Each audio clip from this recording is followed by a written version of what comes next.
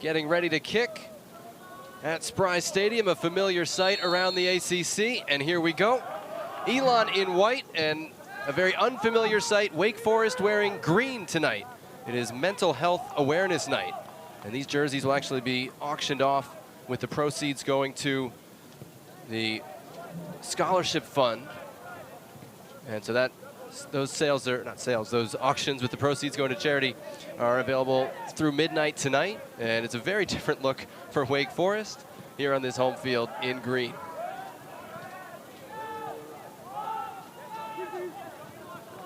And we talked so much, Patty, talking to both coaches about last weekend, right? Wake played Friday, went down in the first couple of minutes to Virginia and spent the rest of the game trying to claw their way back. Elon has jumped on teams all year. What is the key to watch in these opening 5-10 minutes? Well, I think there's a few keys. The first of which, where's this game being played? Is it going to be an Elon team that comes out, tries to high press Wake Forest, or are they going to drop in and see if they can soak up some of that pressure? Early on, we're seeing them really come out, try to play Wake Forest straight up, see if they can put them under that pressure early. You see our center official, Christopher Spivey, involved here early on. For Wake, though, Bobby Muse made no buts about it. They have to be better in the opening 5 minutes. They have to bring the energy to the game, and they have to take the game to Elon. You can't afford to go down to this very talented Elon team, and especially we've talked about how good this Elon attacking unit is. Not a team you want to come out lackadaisical against. Not once, but twice this year, Elon has scored 2 goals in the first 90 seconds of a game. So Wake is already getting past that, as you see those early numbers.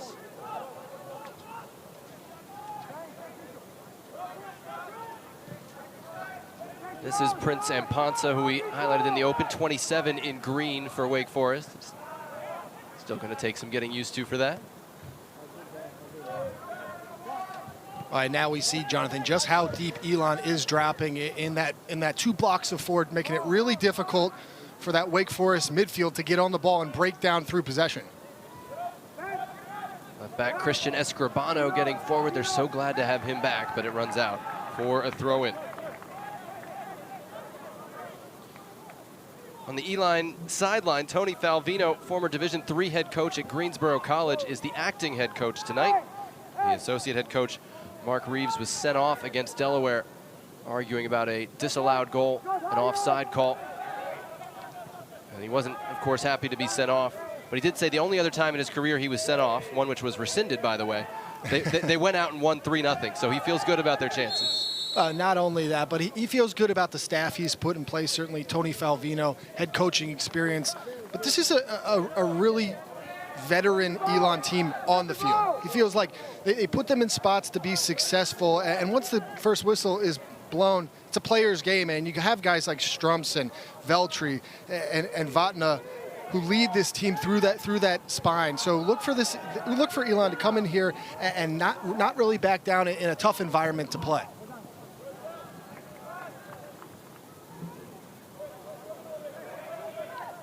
And in that Delaware game, they also lost Mac Msabaha, their captain and holding midfielder. So he's suspended, is allowed to be on the bench in street clothes. And they were, of course, happy to have his presence after the 55-minute drive over from Elon.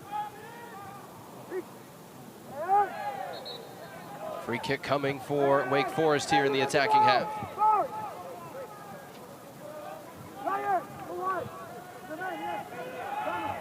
Height advantage, both coaches mentioned prominently, is probably playing into Elon's hands tonight. That touch got away from Babacar Niang and is out for a goal kick.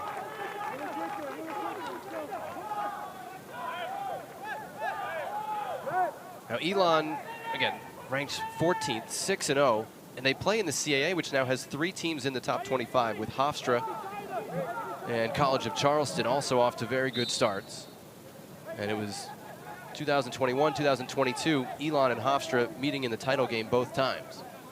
Right, and we talked to Mark Reeves. You know, he noted just the depth of the CAA and the really breadth of those teams, and knowing that even if you aren't going to win the CAA tournament, there are really good resumes out there and a really big case to be made to make the NCAA tournament, but that's going to rely on some big out-of-conference games. That's why he's scheduling the likes of Wake Forest, Duke, a Charlotte in the midweek. These are huge games, maybe bigger than they are for the ACC teams. for a team like Elon to come in and get an RPI booster that'll help them later in the year. Beat Grand Canyon earlier this year. Another big win for them. Made the NCAA tournament as an at-large team 2 years ago, to your point, based on that strength of schedule after beating North Carolina in the regular season. It's off the head of Jeffrey White of Wake Forest and rolls out for a goal kick. So pick to finish fourth. Already taken care of Delaware, and then Monmouth was the team that lost in the conference final last year. Oh, and hey, by the way, all the way down at 9 is College of Charleston. How about them Cougars? Undefeated, untied head coach Keith Wiggins surely has them running and gunning to start the season. Now, you thought 3 goals per game was good. College of Charleston can top that. Just underway, 6 minutes in. Wake Forest in green on Mental Health Awareness Night. We talk about usually these games are bigger for the teams that are coming from outside the ACC. Right now, Patty, it feels like Wake needs something. Jeffrey White getting into the penalty area, cutting it back. It's defended away by Charlie Kitch at the back for Elon. It's a really good build there from the Deeks. White allowing that width just to get in behind that Elon back line. We see Elon dropping so deep. The way to break down a team in that low block is going to get the ball wide. It's going to get to players like Baba Niang, like Jeffrey White, allow them to go 1v1 in those outside positions. Wake Forest, 2 wins, 2 losses, 2 ties on the season. They have barely had the lead at all this season, less than 70 minutes in the lead out of 540 played. This is Ryan Fessler getting forward. Square for White, he'll hit it with the left. And down to his right to make this stop, Tomasz Wroblewski, the Polish goalkeeper. And another good build here from Wake Forest. This time, you see just Fessler getting in that wide area, and it's White that's just coming inside on that left foot. Ultimately, doesn't get all of it, but this is a really promising start for Bobby Muse's team.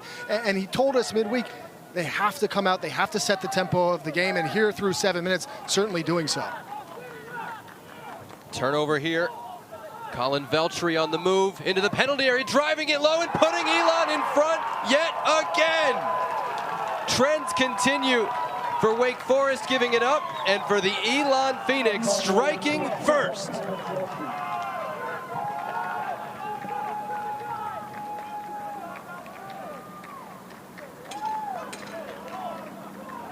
And this is what Elon can do to you, completely against the run of play. We just got done talking about what a good start it was from Wake Forest. They've had the ball, they're building through the lines, and yet Elon picks one up in the midfield, and Veltri going the distance here. The St. John's transfer has just been a blossom here for this Elon Phoenix team. You see, picks it up at midfield. There's not much to it. He runs right down the spine of that Wake Forest back line. It's got to be better there from Danny Kruger, but a fantastic finish in the end from Colin Veltri. One of 3 St. John's transfers in the starting lineup for Elon. And Veltri, one who has thrived after only getting 4 starts last year up in Queens. Playing big-time starters minutes and big-time starters production here. And once again, we tell you, Wake Forest playing from behind. Again, that's been the theme of this year. And so frustrating if you're Bobby Muse, because they've been doing this. They've been pushing Elon back, pushing back, and yet here we are down 1-0, not even 10 minutes into the game. So Wake Forest certainly has to reset. This is a place they know well, but has to go right back at it because there's a lot of time left in this match. We saw them concede early against Virginia on Friday, rally to control that game, even though it finished 1-1. Ponsa from distance, held by Wroblewski. But this is Colin Veltri. His older brothers played at Rider, and yeah, he's found the fountain of goals, it seems, in Elon after transferring in the spring. I would say so. 23 appearances, no goals in 2 years at St. John's, and yet here we are, 7th game of the year, 6th goal to go with 3 assists. Just been so good in that attacking mid spot for this Elon team. You don't usually see 3 transfers from one school to another in the same offseason. And Mark Reeves, who was a longtime assistant at St. John's, also played there for 1 season. He said, "I swear it's not me. This is the first time we've ever taken a transfer from St. John's." but they managed to get 2 in the spring, and I think that probably helped Charlie Kitch decide to come in August. We talk so much of the transfer portal and what it's done to college athletics, and certainly it can be hard for some individuals with choppy careers, but for others like Veltri. Diagonal ball is a dangerous one. Trace Alfin is out. He had to get the ball. He did, and he gets fouled trying to clean it up. And it's a good direct ball in there from Elon. You see what they're going to try to do. When they are in possession, they're going to try to go fast and see if they can beat Wake in behind. Another good look there, looking for Ryan Manna. Ultimately, Alfin does just enough, but Elon's going to be happy to drop in deep, hit Wake on the counter, as we just saw with that opener.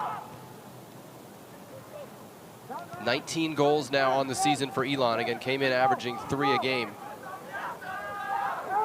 Now 6 of those 19 have been scored in the first 8 minutes.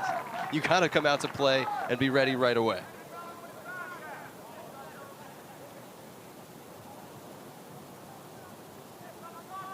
As Veltri felled early.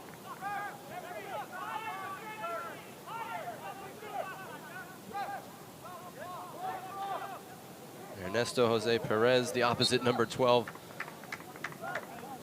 will be battling with him all day long in midfield.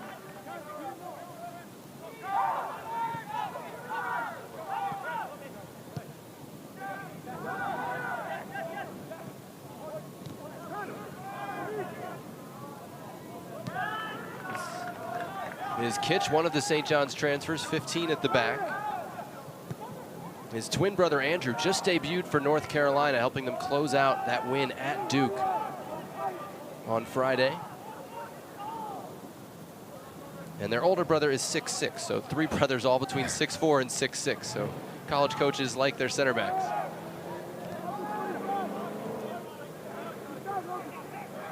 This is Paris Mitchell providing some of the hold-up play Wake believes they need and believes has been something that was better last year. One of the differences in their start to this season. Paris Mitchell, Julian Kennedy have seen most of the minutes at the number 9 position.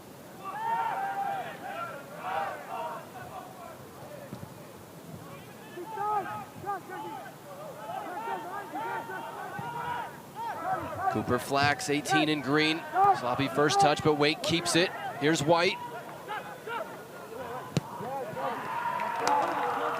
August Ginley, the left back, getting into the challenge.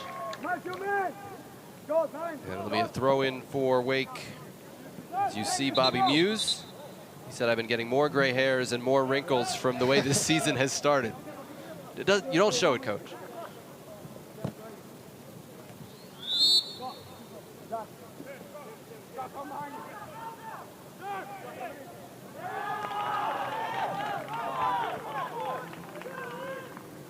Wake turns it back to Elon straight from the throw-in. I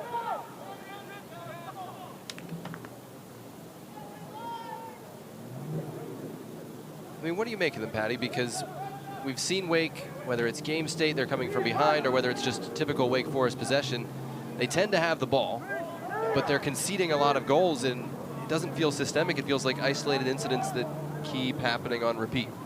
I think that's right. It's not a systematic problem here for Bobby Muse. They play some of the best soccer, if not the best brand of soccer in the ACC and perhaps nationally.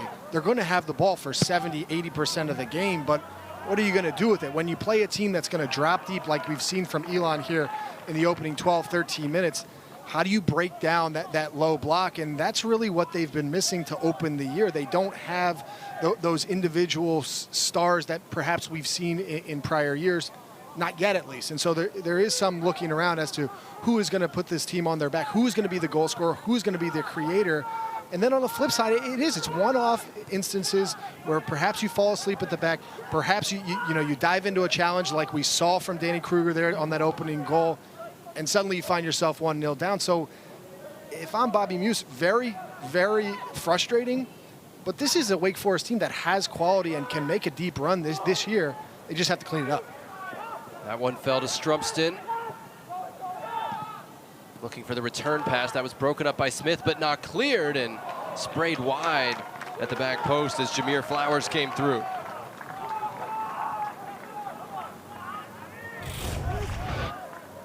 And again, there are opportunities to clear this ball for Wake Forest. You see here, just a sloppy touch there from Travis Smith. Get that ball out of danger. Instead, it falls straight to the feet of Jameer Flowers, and he can't put that one on frame. But if you're Elon, this is exactly what you're looking for to open the game. You're happy just to take on that pressure, pick your moments, and create chances, because now we've seen the best 2 chances of this game thus far to the Elon Phoenix.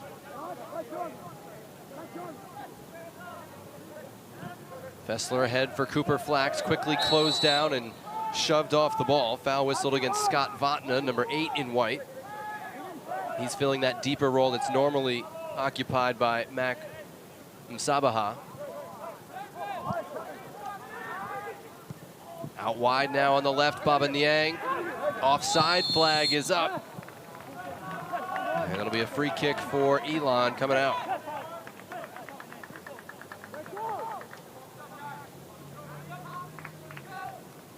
Niang does have 3 goals on the year, but Patty, you sense they still need more from him. Yeah, and I think if you're Baba Niang, you have to be the guy for Wake Forest. And if you're talking to Bobby Muse, he would agree that Baba Niang, he got drafted in the MLS Super Draft last year, decided to come back to be the leader of this Wake Forest attacking unit, and it hasn't been good enough to start the 2024 season. He's a player that has tremendous qualities, but even in this last play, he's standing 3 yards offside. When just get onside, get on the ball, and create, because he's got so much talent. He can be the Wake Forest piece that really jumpstarts this attacking unit. Christopher Spivey issuing a warning to Vatna, his 2nd foul in quick succession, that anything else is going to be a card.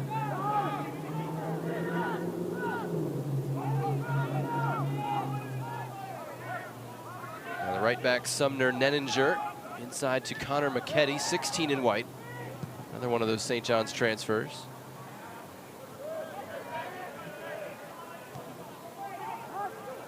I liked how Fessler closed that down to win it for Wake. Here's Jeffrey White, the sophomore.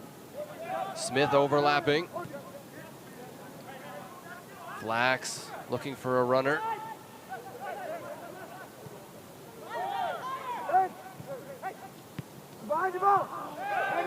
Foul at the top of the penalty area. No advantage developed. It'll be a free kick for Wake Forest. And what did we just see Cooper Flax do on Friday? Deliver a gorgeous free kick. We'll show it to you at halftime. And he's got an opportunity to duplicate it right here.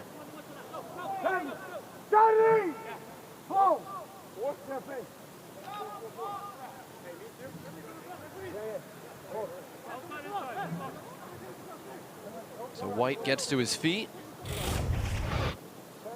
And this is just so unnecessary. If you're Charlie Kitch, you cannot give away a free kick on such a cheap little foul, just 25 yards from the goal. You know Cooper Flax has the quality to put one in the back of the net. We just saw it on Friday, and yet that's just a cheap foul and a huge opportunity here for the Deeks.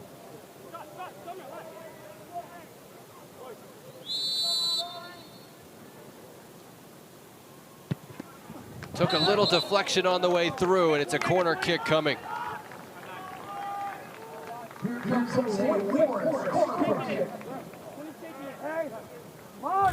Another good effort here from Cooper Flax. Just gets the slightest of touches to redirect it over the bar there, but that one looked like it was headed straight for the upper 90.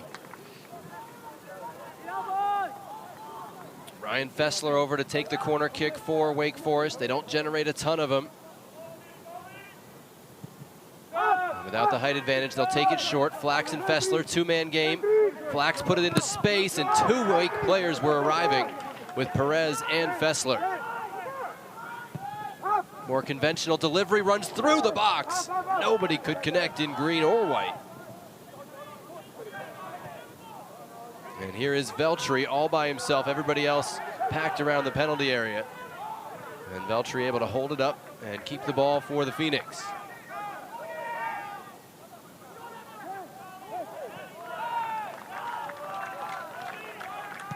Elon in front, 8th minute goal from Colin Veltri, slaloming through the Wake Forest back line on their first chance of the game. And again, it puts Wake in a familiar position. 7 games this year, the 5th time their opponent has scored first.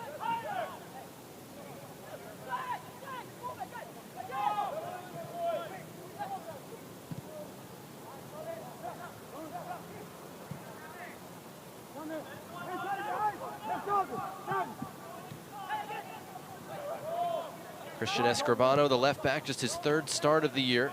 Finally not on a minutes restriction. And foul whistled against Paris Mitchell. That's one positive recently for Wake Forest, in addition to that second half performance and really 75 minutes of performance against Virginia. They've been getting healthier. Bobby Muse said, like, every day we're getting somebody back doing something at training they couldn't do before, and it's lifting the whole group. I think that's right, and certainly that has some part to play in sort of the choppiness and the lack of continuity that Wake Forest has seen to open the season. You know, they have new personnel every game, and they're trying to figure out what's the equation that can find us some goals. Thus far, rotating center forwards, rotating wingers, trying to get those outside backs involved. So can they find the 11 that they can stick with here for an extended period of time?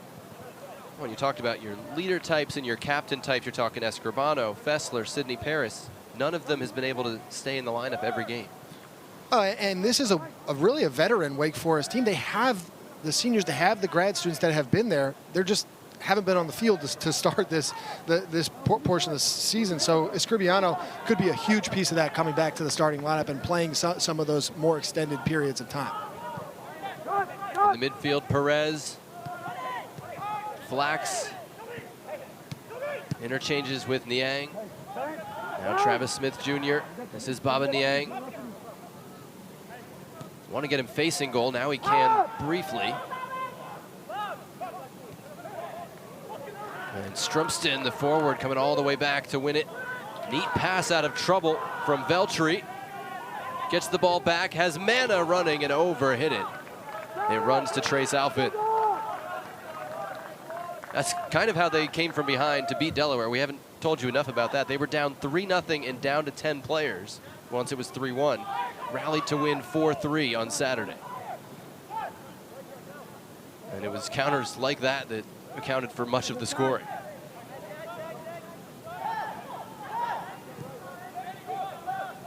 Four goals in 15 minutes to win that.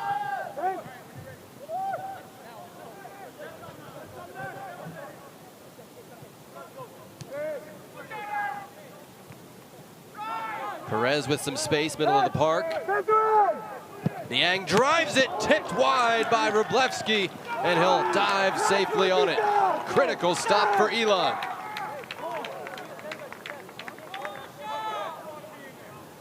This is so quality from Baba Niang. He comes inside, finds that pocket of space just in the middle, but it's quick. Just a turn, push, and hits it with that right foot. That is a tremendous save from Thomas Wroblewski just to keep this one at a 1-0 lead. Wroblewski, 25, from Poland, second year as the Elon starter. He's named the USL League Two Team of the Year as goalkeeper for the Little Rock Rangers this summer. Gave up 3 goals in 12 games. This is Mitchell. Couldn't get a clean look away, and that'll be a goal kick. Now, reminder, our next ACC Network women's volleyball match has the #1 team in the country, top-ranked Pitt against #3 Penn State. What a matchup. The Peterson Event Center sold out, 12,000 plus expected tomorrow night, 7 o'clock Eastern, right here on ACC Network. So we've been looking forward to that for more than a week. Pitt and Penn State, it arrives tomorrow night.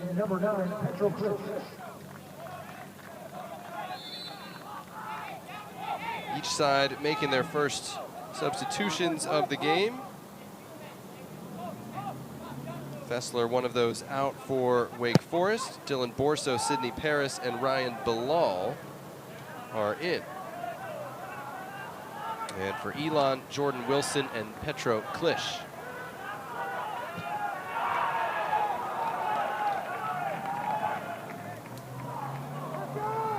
Goal kick is the decision. Elon not happy about it. And Wake puts the ball back in play quickly.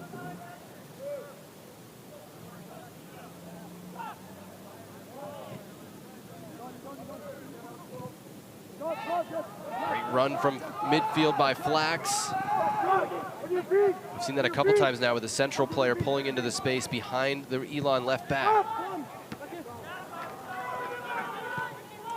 Mana just kind of having to hack it toward midfield. That was exactly what Elon hoped to avoid, was just kicking and hoping when they get the ball.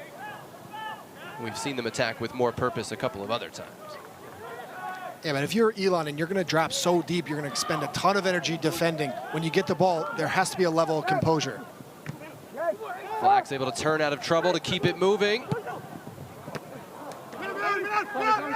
Available in the 6 still, and Wroblewski all the way to the edge of the 18 to come up with that one. And it's better from Wake Forest, though we've seen now with that injection of energy from the substitutes, getting in wide areas, getting the ball moving, and starting to create some chances in and around the box. So Christian Escribano has moved to right back, Sidney Paris to left back for Wake. And again, they've been playing with Travis Smith, who's really a center back as an outside back this year. So you're getting a little bit closer maybe to an optimal back line. Bo Cummins, Amani Thomas might still have something to say about that.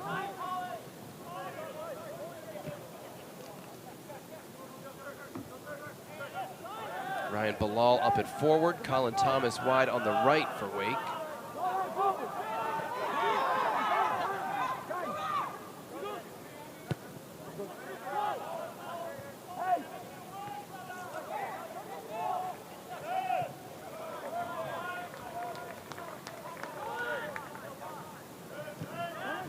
Diagonal, this is Bilal trying to hold up.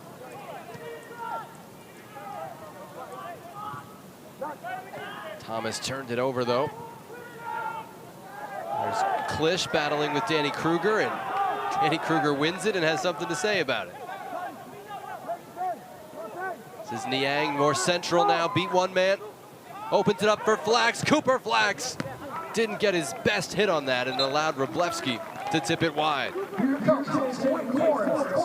You can see, though, the movement starting to develop for Wake Forest. Well, and what you've seen are some additional numbers in midfield for Wake Forest to allow for these spots, these pockets of space for guys like Cooper Flex to pick up the ball, to turn in, to run at Elon, starting to create those chances. Now we've seen it a couple times down in the center of the park and finding shots on frame. Second corner kick for Wake Forest here. Trailing to an 8th minute Colin Veltri goal for Elon. Why? You did it. You did it. It's your time. It's your time. No. It's both of you. Knock it off. Both of you. Knock it off. Okay. Right there. Terrific work from our audio crew to pull that in. That was Christopher Spivey telling them to settle down in the 6-yard box. Oh, chance for a break here. Loose first touch, but it's still there for Jordan Wilson. Veltri ahead of him. This is Colin Veltri trying to cut it back. And broken up by Thomas, retreating for Wake Forest. Well, and ultimately, it's really good work from Colin Thomas. But if you're Bobby Muse, you have to be so frustrated with how those are allowed, those breaks, those fast breaks from Elon are allowed to continue to happen, because Elon has shown only one way that they're going to beat you thus far, and it's from taking the ball on a counterattack and running at the Wake Forest back line. So, yeah, while you're going to have the ball, you have to be cognizant of where those really athletic, speedy wingers are for Elon, because when they pick it up, they're going at your back line and they're going to try to find that second goal. I'd say Jordan Wilson is really fast, by the way. Number concur. 7. I concur. Yes. Our expert analysis. So Babacar Niang now in the middle for Wake Forest.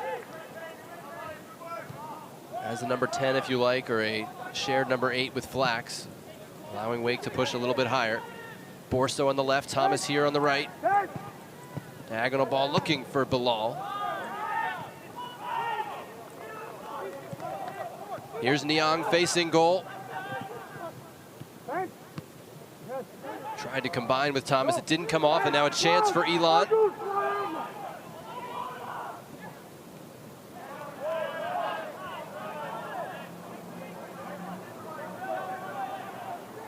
Petro Klisch.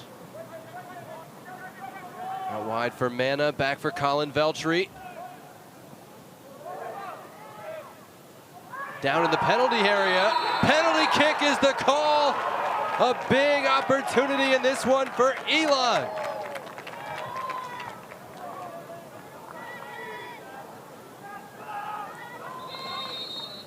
You can hear right away what Prince Amponsa thought of it. He thought no way. Christopher Spivey can review it, and he will. But at the moment, the call in the field has Elon going to the spot.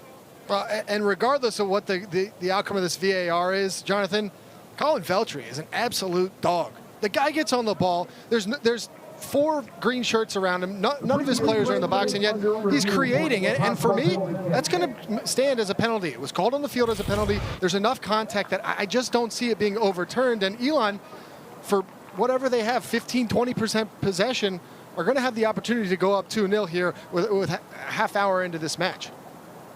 Now remember, and obviously we'll see what the review shows us, this happened on Friday. Wake was down 1-0, gave up a penalty kick. Right. Trace Alfin saved it. Now here are the things you can review. And you can see, I guess, to your point, probably more critical is the conversation going on right now for Wake Forest. And yet again, that is an Elon break that really comes out of nothing. They're pushing the tempo, trying to go at Wake Forest. There isn't a lot to it. They're just getting the balls to the talented players that they have in the attack and letting them go at Wake Forest. And really, Wake hasn't had an answer. They haven't been organized across the back line, and they have so much of the ball that when they're giving it up, they look at 6s and 7s every time Elon runs at them. Yeah, what is the answer? This is put on your coach hat. How do you solve that? I think you got to get tight to their players. You can't allow them to get out in open space and run at you, because a player that starts a run and gets to full speed is very hard to slow down. And really, you can't be clumsy in 1v1 defending. We saw it with Danny Kruger on the opening goal. And for me, whether this stands or not, Prince Amponsa, that is a clumsy play in your own box. Christopher Spivey has seen it. He's notifying the benches right now.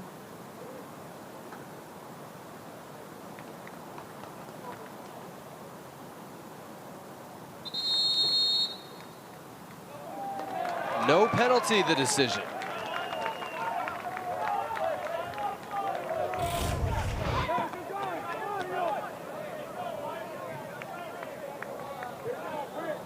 I think Prince Amponsa is lucky, right? I mean, you stick your hand out, you get a piece of a player, you're putting yourself in danger. Yeah, it's certainly, you leave it up to the referee and their discretion there. In the end, Christopher Spivey said no contact with the feet and only minimal contact with the hand.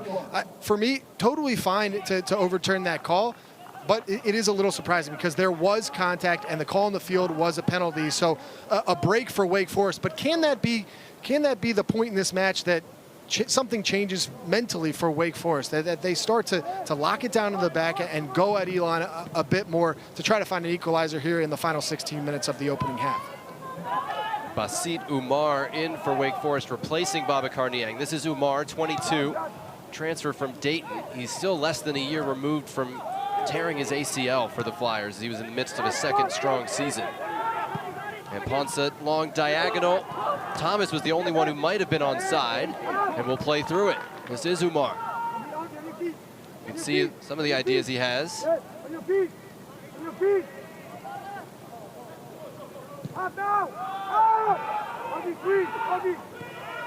More and more Wake players drifting into these final 40 yards. Harris to Bilal. Thomas wide open. Got it on his left and just missed the back post.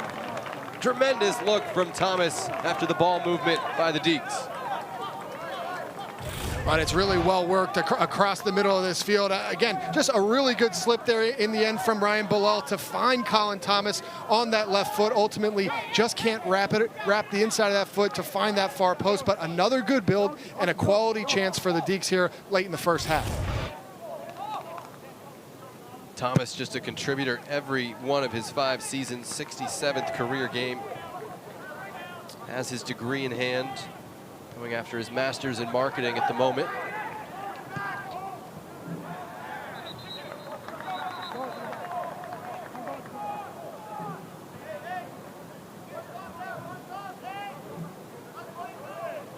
Now our Week 4 ACC Network football lineup begins Saturday, noon Eastern, 3-0 North Carolina hosting James Madison, then Virginia Tech hosting Rutgers, and of course the nightcap Boston College, Michigan State at 8 o'clock here on ACC Network. Pitt will also host Youngstown State on ACC Network Extra and ESPN Plus in the afternoon. Bill O'Brien offense is pretty fun to watch there at Boston College. Oh, yeah. I've got college football to watch on Saturday as a fan, but it unfortunately won't be the ACC.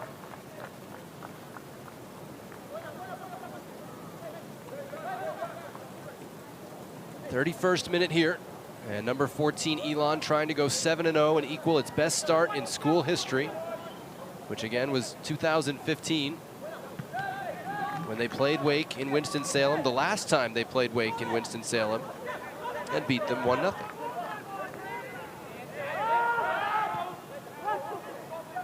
Escribano helped back to win that for Wake Forest. Wake Forest wearing green tonight, mental health awareness match. Jerseys are being auctioned off, with the proceeds benefiting Mariam Niang Scholarship Fund. No relation to Babacar, that's a local student.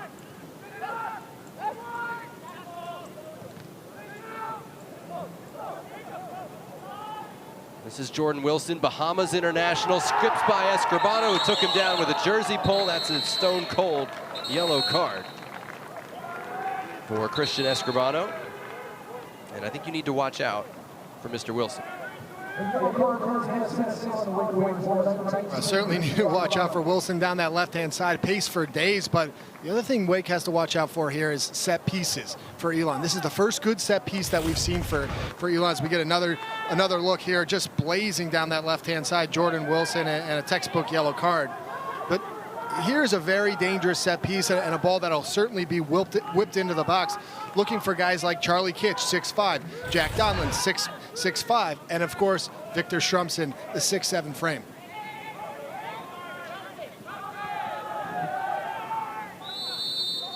Vatna to deliver.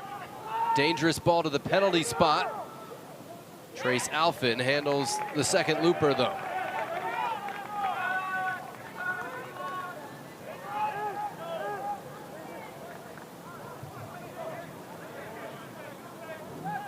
Sidney Paris carrying forward, transfer from Navy, still working his way back.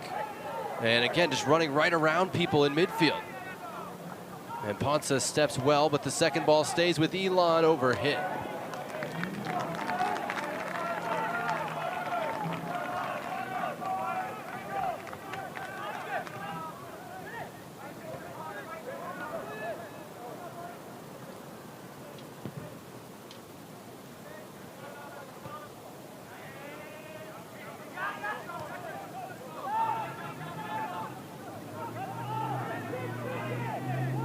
They try to build through this right side a little bit more with Escribano over there.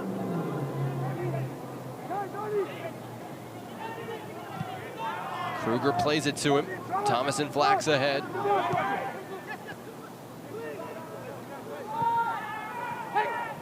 Timing just not quite there as Thomas broke, and it'll be a goal kick for Elon. And a chance for the Phoenix to make some changes. Once you come out in the first half, you can't come back until the second.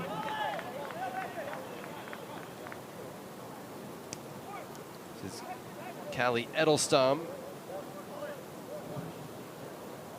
Into the game for Elon, number 10, replacing Vatna. And number 22, Corey Philpott. And Corey Philpott checking in for Veltri. Philpott's an outside back typically, but he's going to go wide on the right at the moment. And you'll see Mana just tuck inside in the central midfield just for this final 10 minutes. See if he can give him a little bit of pace, just as we saw Veltri do in picking up the ball in possession. Oh, that's given away right to Wake to Bilal. Stepping hard on him was Kitch. Really physical challenge in the center circle by Bilal once again. It'll be a free kick for Elon. Ryan Bilal's not afraid to throw his body around a little bit, the freshman from Baltimore. Yeah, but why? Why are you going to create a foul there? This Elon team has been running for 35 minutes. That foul gives them a minute just to catch their breath, to sit on the ball, and if nothing else, allow them to reset and get out of their own half.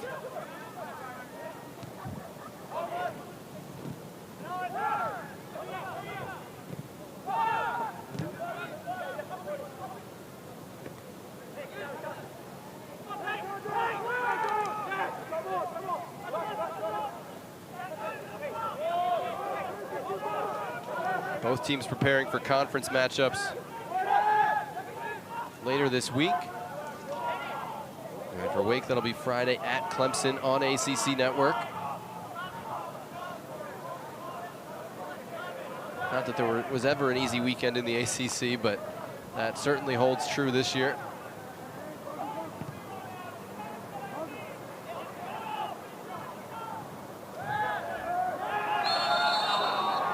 Elon really frustrated to see that called as a foul rather than just as a throw-in.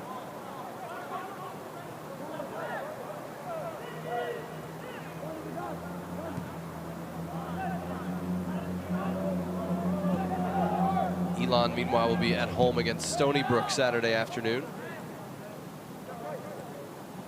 Thomas beat one man off the dribble, playing it through for Bilal. He did keep it in play, so it's out for a corner. And Thomas has been a real bright spot for this Wake team since he's come off the bench. Just very decisive in possession. When he gets on the ball, he's going at Elon. He's asking questions at Elon back line, and yet again, winning a corner here for the Deeks. You see him trotting backward. Remember, he was the last man back who saved one of those counterattacks on the last set piece.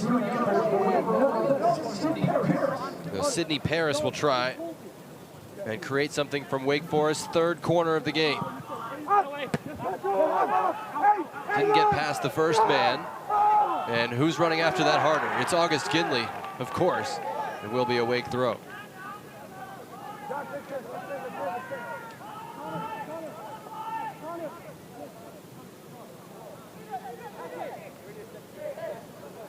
Wake flipping its outside backs to their normal spots now.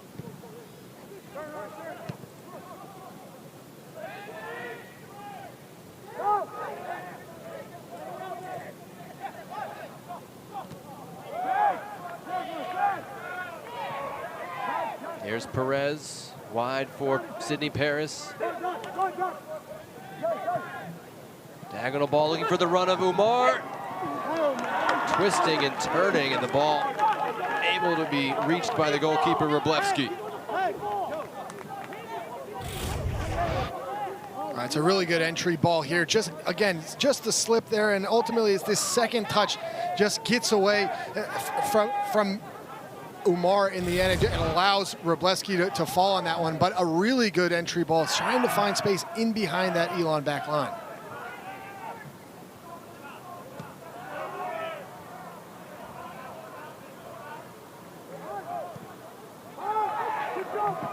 Flack sends it into space for Colin Thomas. August Kinley out to meet him, transfer from Gardner-Webb. Not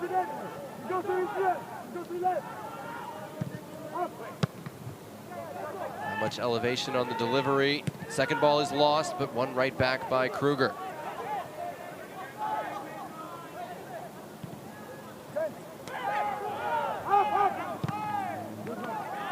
That'll be an Elon throw to get the Phoenix out of their own end.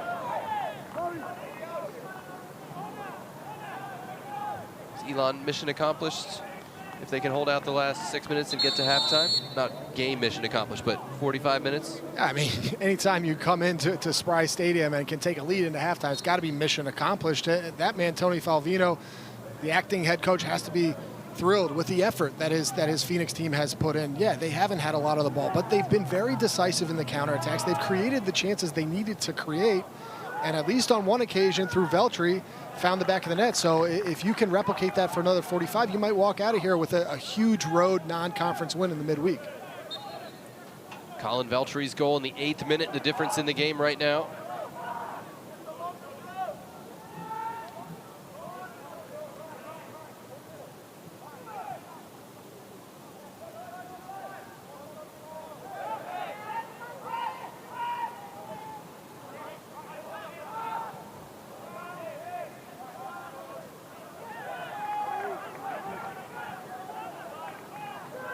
Umar trying to hold off a man. Muketti trying to win it for Elon. Wake bench thought that was a foul, none called, but Elon keeps it.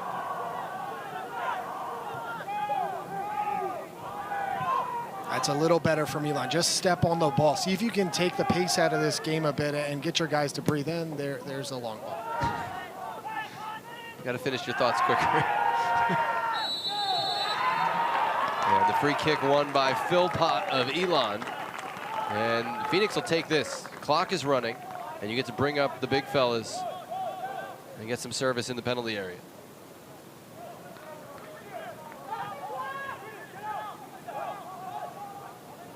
Ten is Callie Edelstam, senior from Sweden.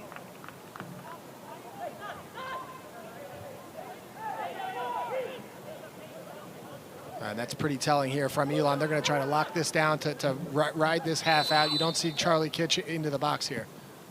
Jack Donlin is, and Trace Alphen had to punch ahead of him. Wilson first to it.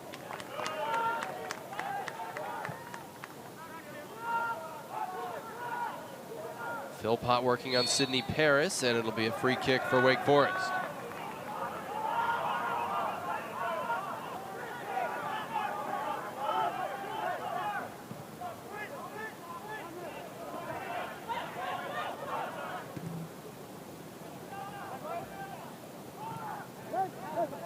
August Ginley with the intercepts for Elon.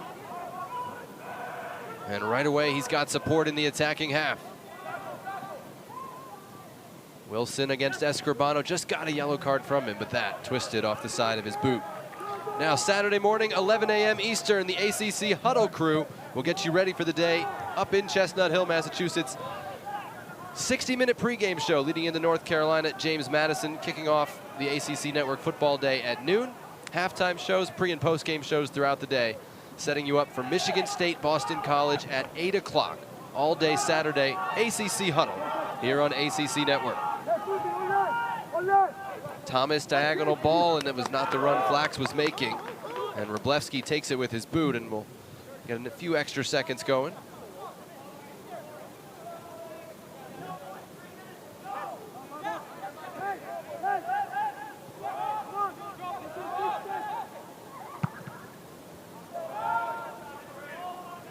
Wake seemed to have a little bit of momentum with Niang playing centrally with the penalty kick not being called, and they haven't really been able to build on that down the stretch in this first half. Philpott trying to connect with Klisch, still going. Klisch leaves it, driven low, and Alphen a huge stop. The rebound denied as well by Escribano. Wake Forest staying in it right now. Demon Deacons living dangerously from close range. Well, it sound like a broken record, Jonathan, but this one, again, a broken play for Elon, but they find the ball in and around the box. A really good save there from Trace Alphen. Not sure Christian Escribano knows a lot about that block, but it won't matter. Keeps this game at 1. That would have been an absolute killer in the final minutes of this first half. Can that spur Wake Forest on? 2 minutes here in the first half. Again, they fell behind early Friday against Virginia, rallied to control the game, and tied in the second half. Wake Forest cannot believe that wasn't called.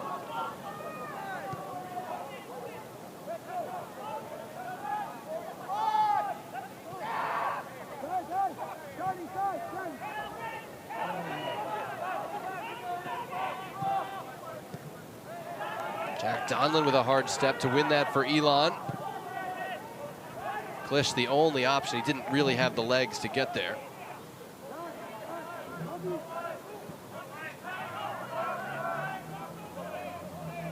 Reminder at halftime, we'll look around the ACC, check out the conference standings, show you some really well-hit free kicks from Friday night, and tell you what's coming up this weekend on the men's side. Final minute of the first half here. Elon in front on Colin Veltry's goal in the 8th minute. Basit Umar leaves it for Paris. He'll try it. Took a deflection out for a corner. Here comes a Wake Forest corner kick. Everybody up except Perez and the goalkeeper. Oh, now they drop a few more back. Paris to deliver. Fell in a dangerous spot, but Ryan Manna able to clear for Elon.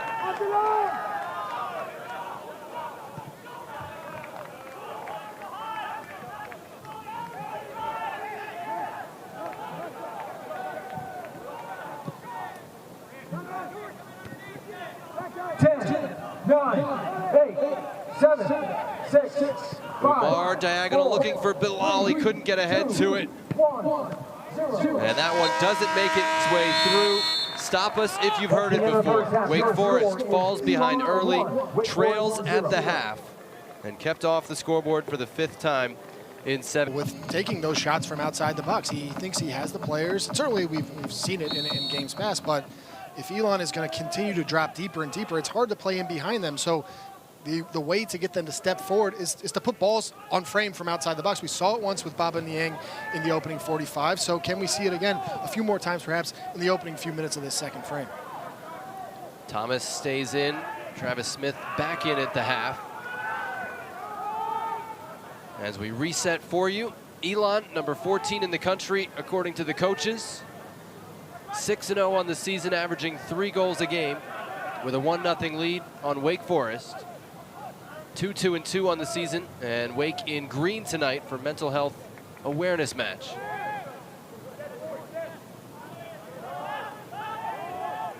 And trying to come from behind, as they have spent almost half the season here in game number 7 trailing, which is kind of remarkable. Christian Escribano on the ball. Now Babacar Niang. Bo Cummins just into the game and couldn't track that one down. No touch on the way through, says Christopher Spivey, and it's a goal kick. But there's Cummins in at right back. Both Cummins and Amani Thomas have the capability to fill that right back role and get forward for Wake, but haven't done enough to earn the starting spot at the moment. And you've already seen here in the opening 90 seconds of this second half the message for Bo Cummins being inserted in this game. He's getting overloads on that right-hand side. See if they can get around Colin Thomas and start to put more numbers, 2v1s, in those wide areas to try to create from those spaces.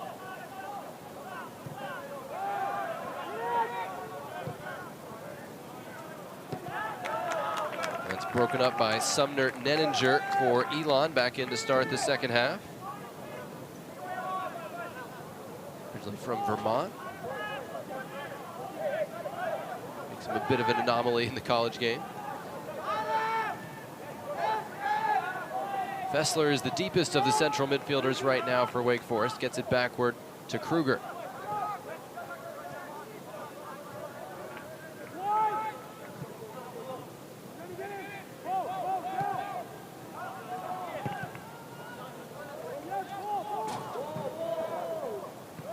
Elon coming off a game where they came back from a 3-0 deficit, lost their captain, lost their coach to red cards. Neither one is available tonight.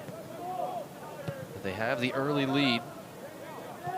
It's either been early or late for most of their goals this year. And tonight it was early. Can they make it stand up? On Saturday it was the late show, even when they went down to 10 players. Blacks tried the one-time pass, but it was stabbed away by Jack Donlin for Elon. This is still Petro Klisch starting the second half for Elon. This is how they typically do it. They'll bring Strumston back with 35 minutes to go. Now that the new substitution rules this year don't allow players to re-enter in the second half once taken out.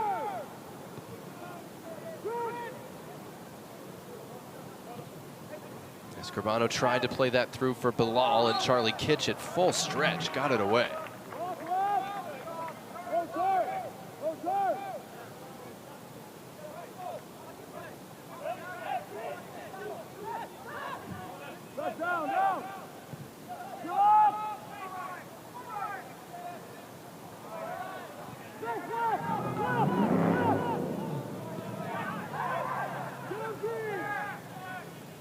Someone trying to rev this Wake Forest offense, I think, there, Jonathan.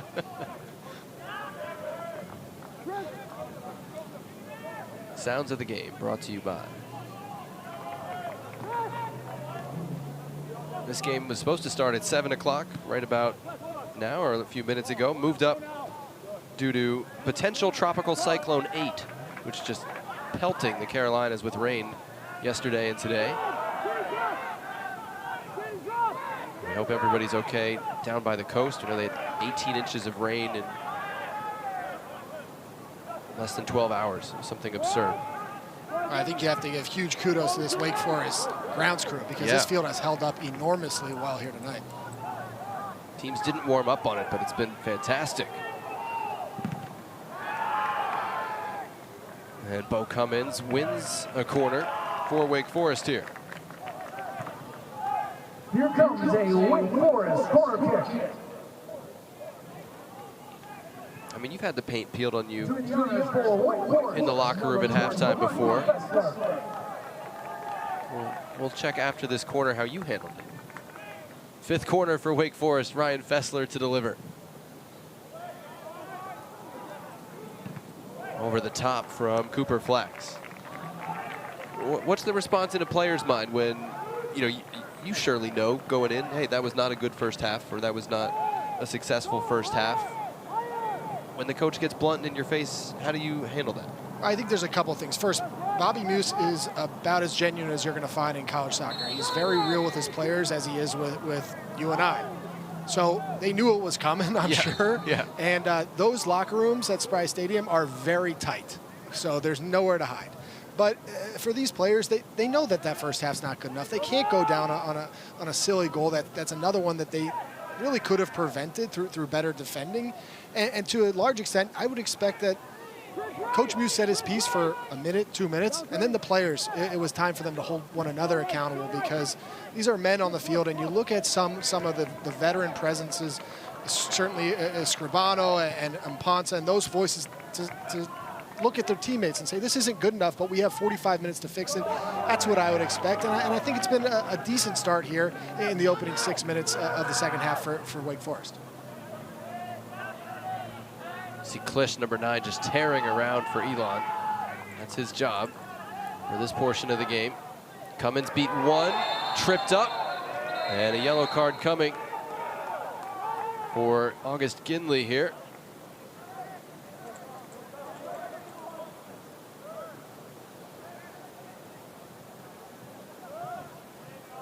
It's a little bit of a clumsy challenge here from Ginley.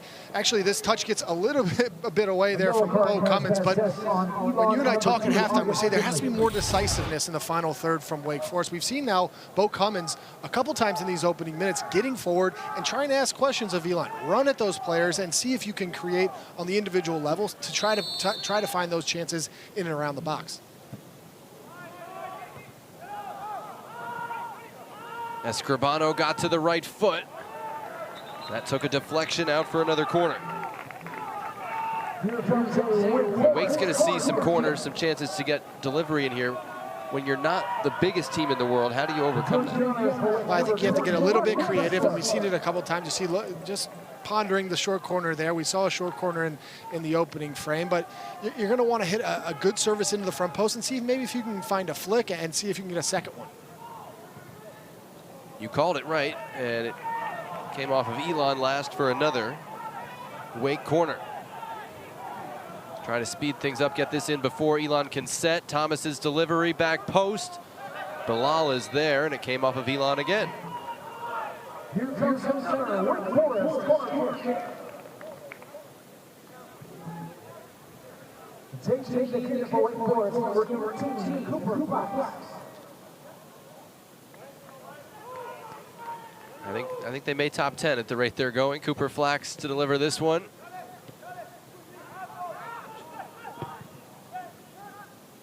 Bilal got ahead to it and right to the goalkeeper, Wroblewski. But a dangerous sequence for Wake Forest. And it's well worked here between Flax and Baba Niang. A good ball to the back post from Cooper Flax. And this is a good header back across from Bilal. If you put one back across the front of the goal, the chances that you can get a poke there to find one in the back of that. Great run by Klisch. He's onside.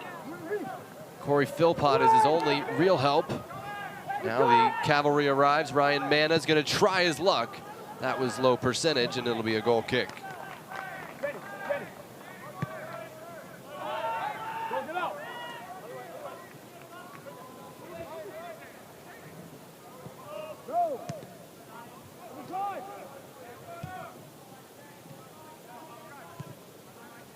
Young out early for Colin Thomas, matched up with Ginley, who's now on a yellow. Thomas Cross dealt with. And Christopher Spivey stops game to check on Jack Donlin. He's saying, God, you would never stop for that. Jack Donlin's dad is the chairman of Springhead FC in the 12th level of the English football pyramid. Transferred in from Indian Hills Community College in Iowa. You see, it's a good block here from Jack Donlin, though. He takes this one straight off the head. It goes down initially, and I think he realizes he's going to have to come off for a head injury. Pops right back up. It looks like he's doing all right, set to re-enter. I mean, you got to say Christopher Spivey right on, checking for a head injury. And so we get a quick look at Carlos Levy, redshirt sophomore from Mexico City. This does not count toward your second half substitution rule or your 6 substitutions if you're Elon, your 6 opportunities, I should say. The head injury replacement and the re-entry are free.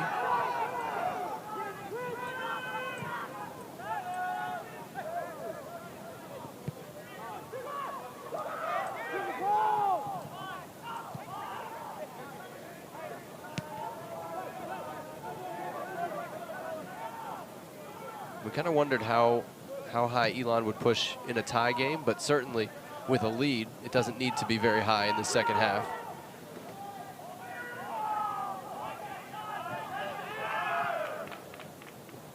Nenninger got there first, quickly pressured by Thomas.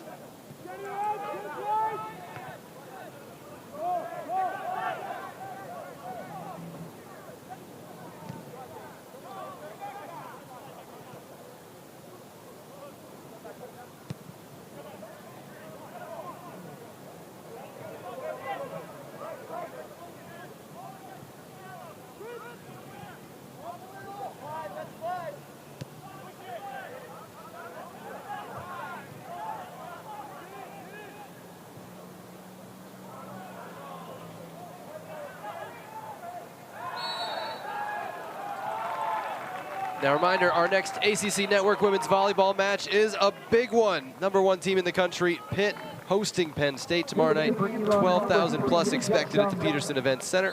Coverage begins at 7 o'clock Eastern here on ACC Network.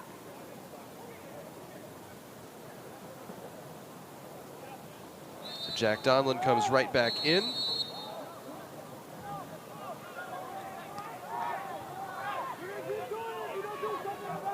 Christopher Spivey didn't give a yellow card for delay, but he stopped the clock.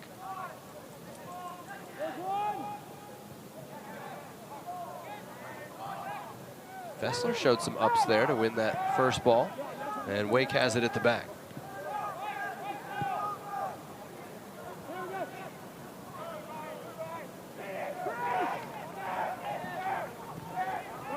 What did you see? These are the pockets we need from Baba Niang. It's not good enough when he gets the ball, but he has found a couple good pockets in midfield to break those lines. Now, that's a cheap giveaway in midfield, but that's where Wake is going to be in possession, breaking Elon down. They got to find the midfield and Cooper Flax and Baba Niang and allow them to break down Elon back line. Jeffrey White got taken out by Sumner Nenninger there. And it's a yellow card for him, so both outside backs now on yellows for Elon. And the question and the concern is for Jeffrey White. A yellow card has set on Elon for 25, Sumner Nenninger.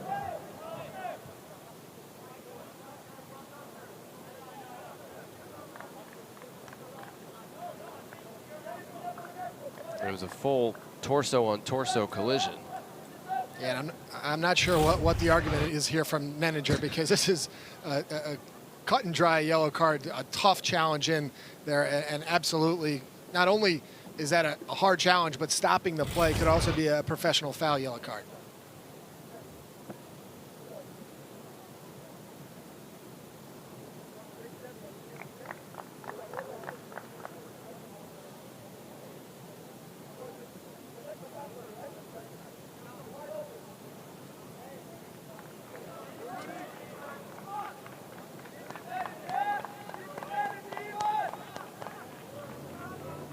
Adjustments to be made for Bobby Muse and Wake.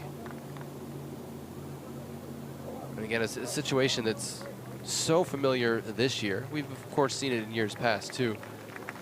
But it's kind of like this year's group, Patty, hasn't quite developed some of that same belief that we heard Elon's associate head coach, Tony Falvino, talking about, that we're going to pull this out. We're going to find a way through. This team doesn't yet have that track record. All right, and I think you and I are sitting here looking at the 11 on the field for Wake Forest and wondering who is going to take it upon themselves, because the body language, certainly not of all 11, is that they're going to go find a goal. And I think there are some faces on the field that are capable of creating that, being one of them in Cooper Flax. But Cooper Flax and Baba Niang in midfield, they have to up the energy. They have to start to find the ball, and they have the quality to create chances for the Deeks. And we really haven't seen those two for the first hour of this game. Nico Rabiu came on to replace the injured White. It's only his second appearance of the year coming back from injury. So what can he give them? How effective can he be?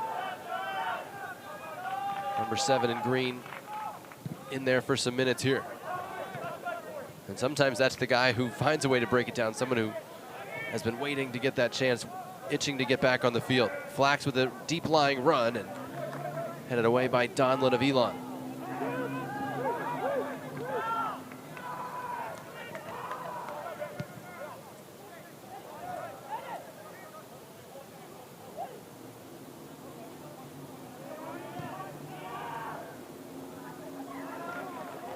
Good idea by Kruger, looking away, but wasn't able to pick out the pass.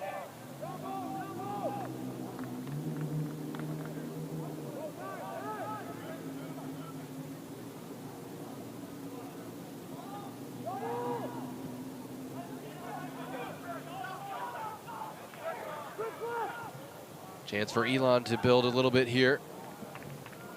Rest with the ball is the idea.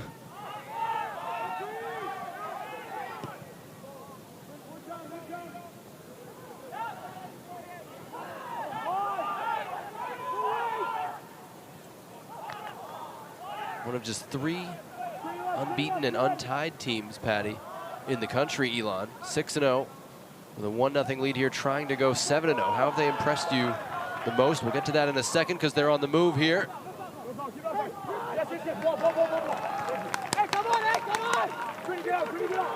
I think they know who they are, and that's such a huge piece of the college soccer season. It's a truncated season. It doesn't last that long, but if you can find your identity, you can go places, and that's why this Elon team continues to be unbeaten and untied. By the way, with a lead and a half hour to go at a very good Wake Forest team, because they know who they are, they believe in it, they set out with a game plan and were set up to succeed by a coaching staff, and they've done their job. Niang stumbled, got the ball back, was running at goal and was fouled. Elon apoplectic, but it's a free kick coming for Wake.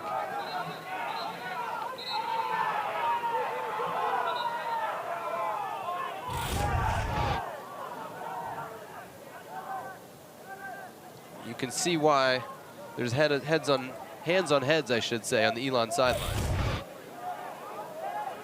Ryan Manna felt he got the ball, and he certainly did get the ball.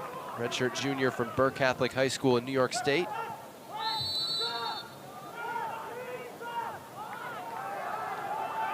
Rabiot makes a good run.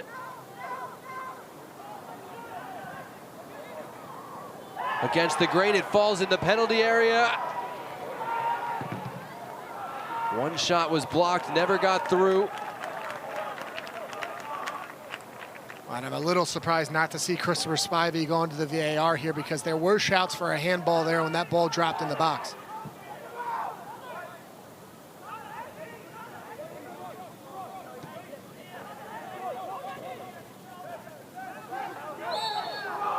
Another free kick coming for Wake Forest. These chances are mounting.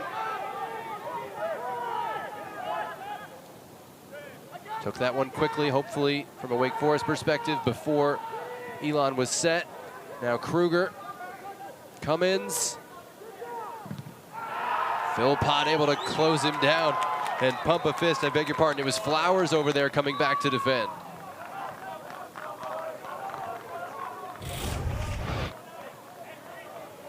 This was the earlier cross.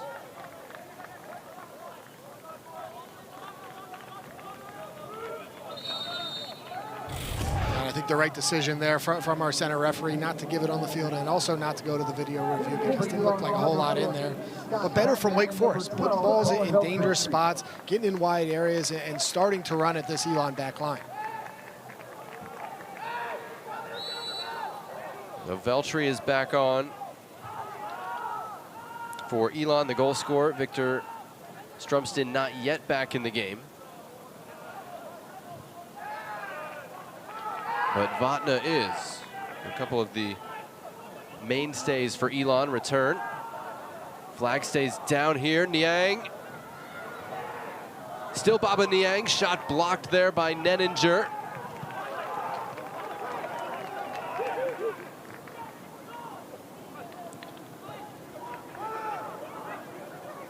This is Escribano. Room to shoot. Drives it low and down really well. To his right was Wroblewski. No rebound allowed either.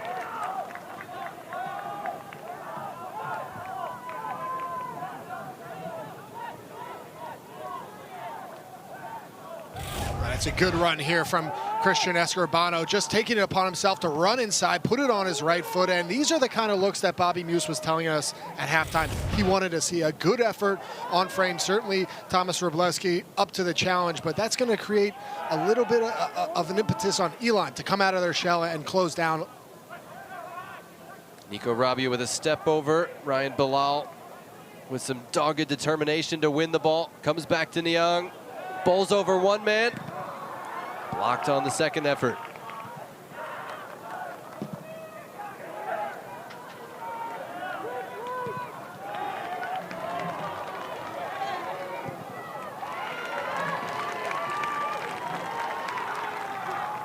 And it's got to go quick here. This is where Wake Forest in transition.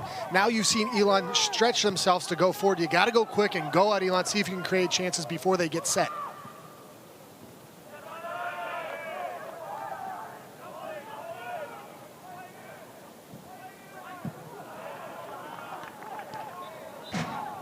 Change is coming for Wake here. Gives us a chance to tell you about our Week 4 ACC Network football lineup. Saturday, noon Eastern, 3-0 North Carolina taking on James Madison, followed by Virginia Tech hosting Rutgers at 3:30. And then the nightcap, 8 o'clock, Boston College hosting Michigan State. Pitt will also play on ACC Network Extra and ESPN Plus in the afternoon. Monty Thomas in for Bo Cummins here among the other changes. Perez, and our first look today at Julian Kennedy.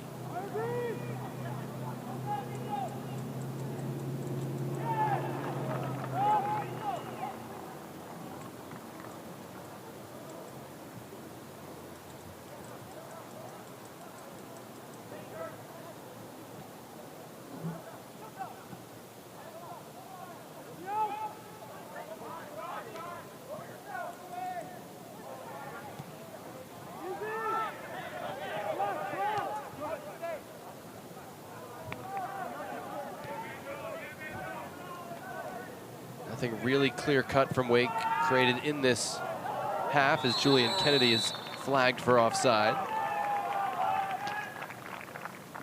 Right, a couple looks from the corner kick, a couple of efforts from outside.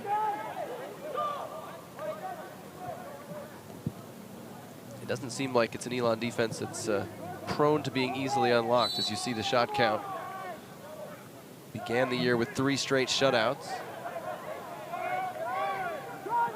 And it's sort of been more of the same from the first half, really. Elon's dropping deep into 2 blocks of 4, if not 2 blocks of 5. And Wake doesn't have a lot of ideas on how to break that down. Now, it's been a little bit better, I think, in this 20 minutes in the second half in trying to run at Elon, but you still want to see those individual moments of brilliance to try to find that equalizer.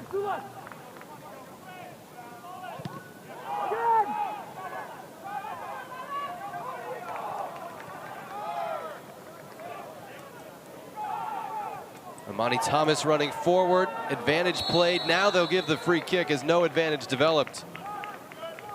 Ball kind of fell kindly, but Thomas got to it first and wins a free kick.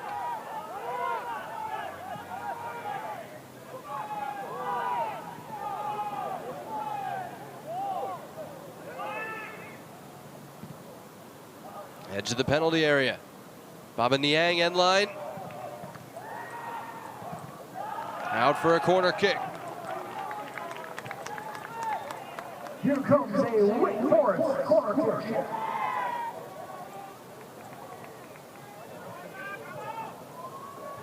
It'll be their 9th of the game as you see Mpansa communicating with Julian Kennedy in the middle of the 6-yard box.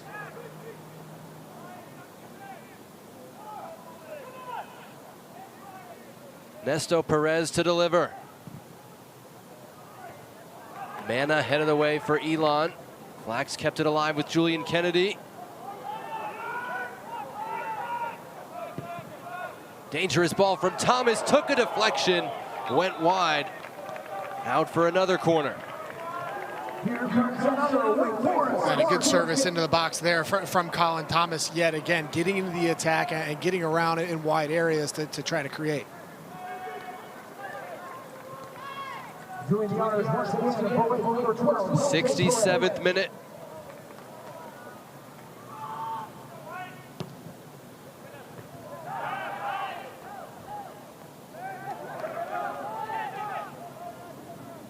Flax and Thomas on the near side. This is Cooper Flax.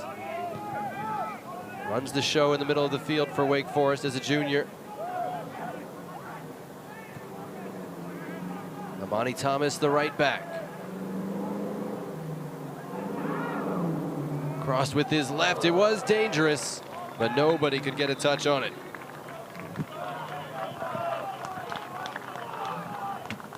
Now Elon will bring Strumston back in. Bring Jordan Wilson back in. Jordan Wilson and number 11, Victor Stromston.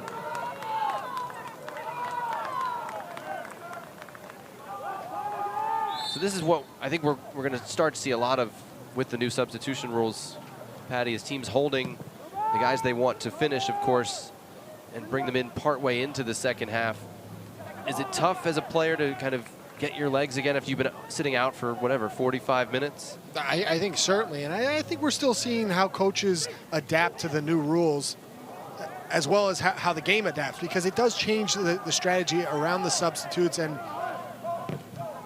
see yet again a corner one there from Colin Thomas. It changes the way that you can cycle players through, and certainly the idea is that you'll get a more fluid game. Now, is that the result? I think it's yet to be determined, but working out the kinks here in the new landscape of college soccer.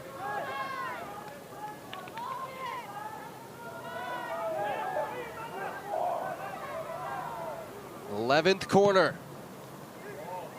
Wroblewski got a slight touch to it. Kept in play over the leap of Mpansa, and Elon will try to counter numbers for Wake here in the middle of the field with Escribano winning it back. I am not yet at the step of trying to count each substitution opportunity, nor have I seen a team run out of them.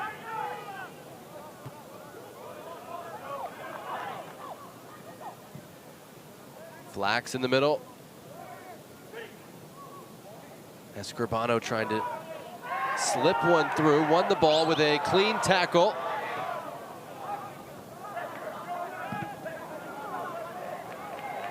Just hammered that one into a wide area, and it spins and stays in for Kennedy. Still a player down for Elon. That shot bouncing, rebound is loose and cleared away. Still Wake plays on. Now it's cleared away, and the Elon player will get some treatment.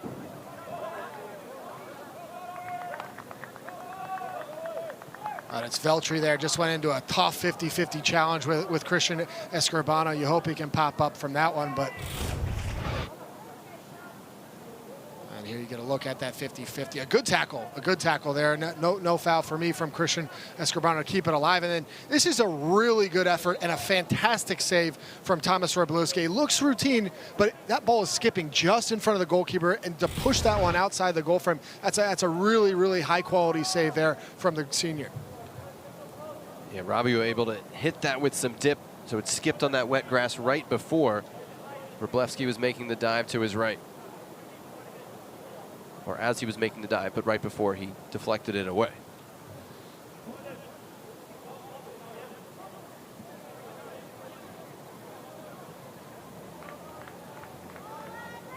Veltri being told he has to walk to the sideline before he can come back in, and that adds another 100 yards to his day.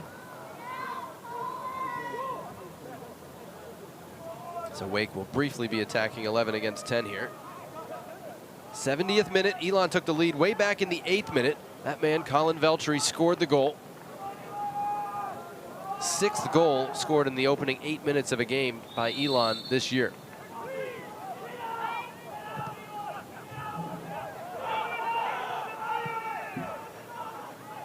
Kennedy, wayward with whether it was a cross or a shot. Neither one worked. As Veltri returns for Elon. Still moving a little gingerly, though.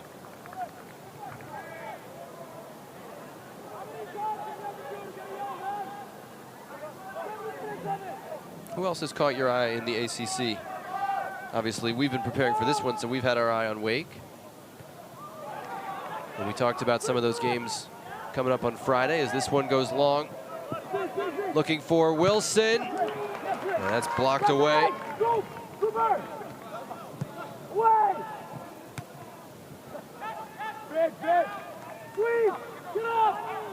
Mana able to save that for Elon. But now it's broken up by Julian Kennedy doing the defensive work.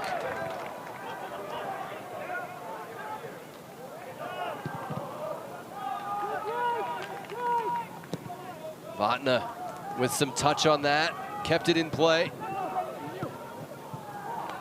Knocked away for an Elon throw.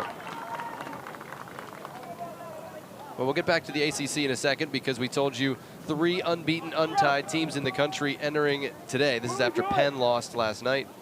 Elon is winning, but their conference compatriot, College of Charleston, is not dealing with that same fate right now, trailing against Furman late in the game. Just went behind to Furman. So there's never an easy night in college soccer for just about anybody. But it just shows you just how hard it is to stay unbeaten and untied.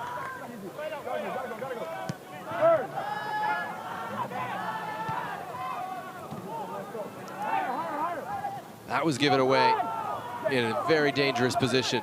Wilson running. And didn't do much with it. He'll be frustrated with that. Now, a reminder, Friday's ACC PM with Mark Packer will come to you from Boston College as part of the build-up to the Boston College-Michigan State game. Friday, it'll be at 4 o'clock Eastern here on ACC Network. Thomas. Backward for Cooper Flax. Perez with a little chip pass looking for a return to Flax. Great control, and he's stoned by Wroblewski from close range. Tremendous interchange between Flax and Perez. Right, it's so good from Cooper Flax combining with Perez, but this is just a feather ball over the top. It doesn't get better than that. Again, Wroblewski in a good spot to cut down the angle, but the best chance of the night for Wake Forest here with 17 minutes to play.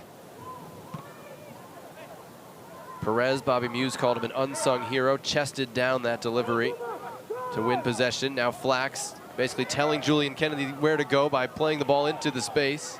Kennedy with a step. Touch was loose, and he stepped on Donlin in the challenge. It'll be a free kick for Elon. And his touch lets him down in the end, does Julian Kennedy, but I don't mind that. The ball gets wide to Kennedy. He is decisive. He's running at Elon, says, I'm going to take it myself. Now, a bad touch and it doesn't create the chance, but that's the sort of plays that you have to think that's where the goal is going to come from, just that ability individually inside the 18-yard box.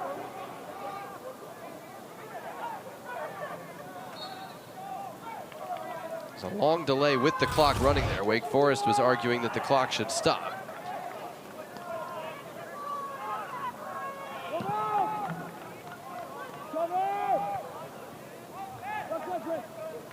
Losses to VCU and to Gardner-Webb for Wake Forest. Wins over Central Arkansas and Radford. Ties with UCF and Virginia.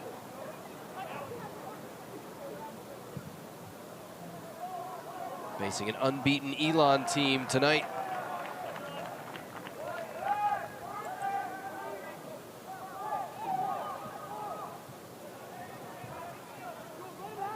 And they have been resolute since taking that early lead.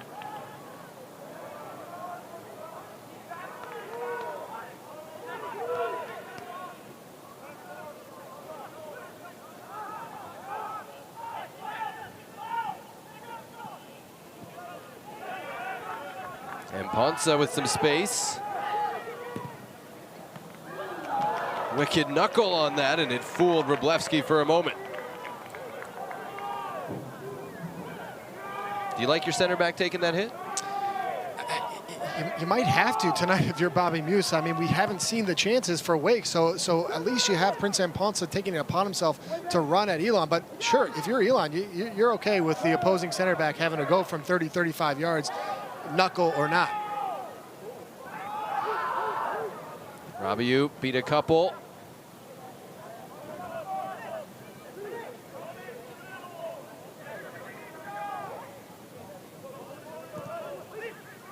Flax turning with the center back all over him. That's Kitch. Oh, tremendous angle looking for the run of Kennedy, who couldn't corral it. Here the game for Wake Forest. Number 9, Paris Mitchell, and number 11, Susie Thomas.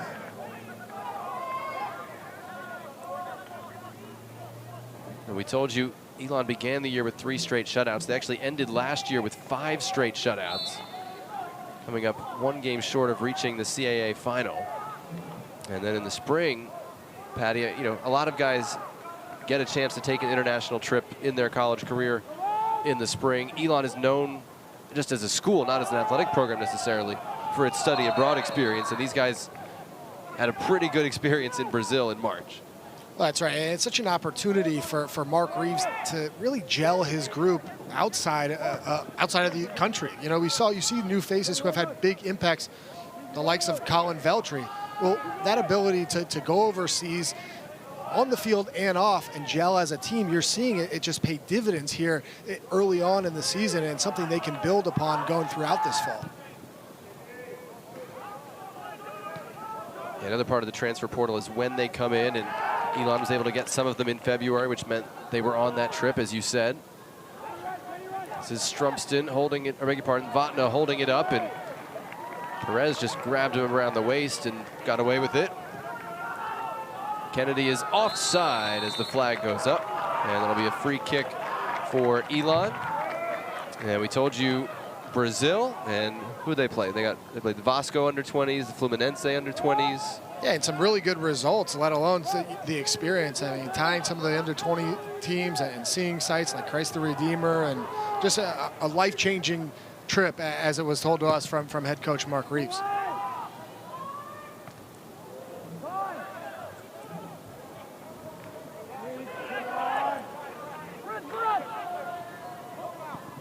Veltri had the ball on a string for a second, but ran into too many defenders.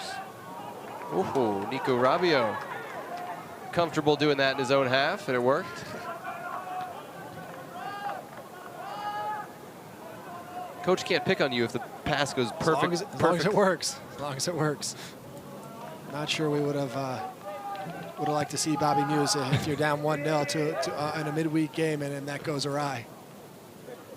That would be a fun film session. 78th minute. Wake not looking forward to this film session at the moment, trying to change that tune. It's Flax. Chipped. Niang. Couldn't connect as he tried to lay it off for Rabiot.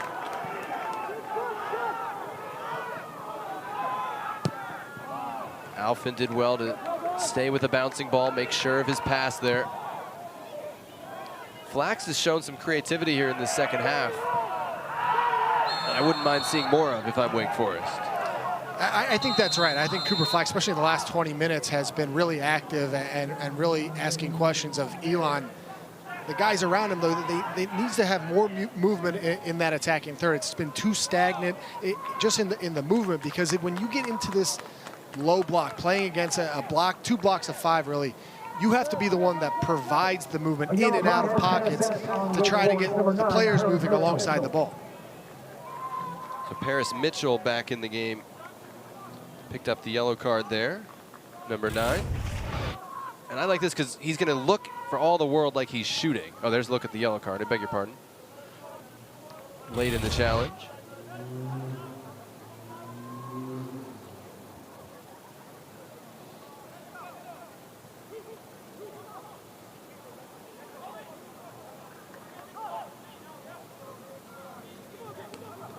Here the game for Wake Forest, number 8, Dylan Borso, and number 22, Bassett Umar.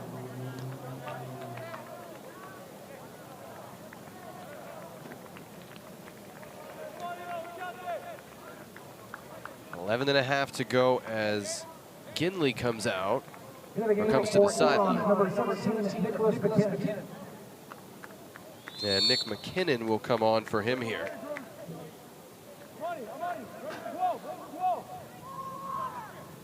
As you see some of the wake changes.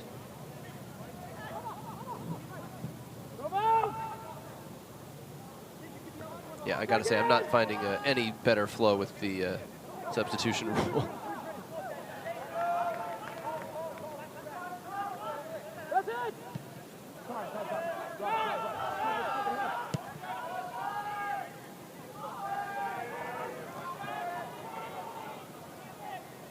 Sydney Paris dribbles through Nenninger. No foul, the decision under the challenge from Jordan Wilson. It's a goal kick.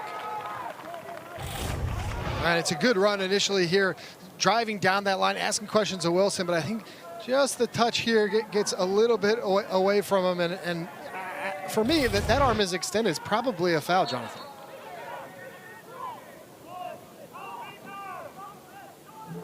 Christopher Spivey didn't see it that way.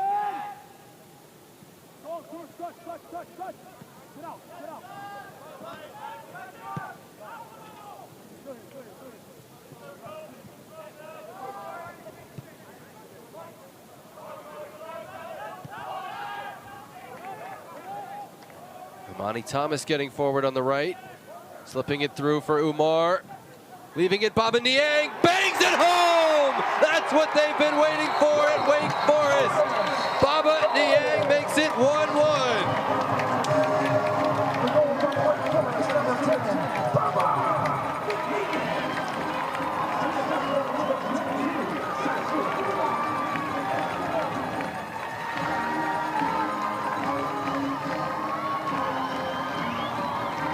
We've been waiting for Baba Niang to show up all night, Jonathan, and bang, there he is. That is a tremendous strike from the leader of this offensive unit, from really the man of this team. He drops into a really good spot, finds a good cutback, and then just smashes one home past Robliski. It's a really good cutback, though, from Umar to find Baba Niang trailing the play at the top of the box. Makes no mistake, equalizes this game with 10 minutes to play.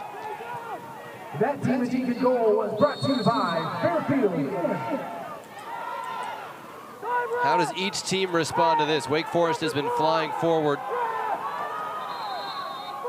as if they want to win this. And Elon saw another player taken. I think it's Veltri again.